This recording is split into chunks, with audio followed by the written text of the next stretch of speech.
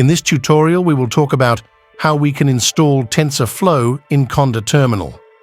But before starting the video, if you are watching first time, let me tell you that every week we upload awesome tutorials like this to make you learn and understand the basic concepts of coding, programming, and other computer softwares.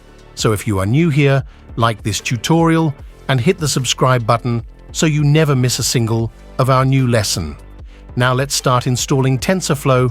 Open Conda and activate your desired environment. Type Conda, install TensorFlow and press enter.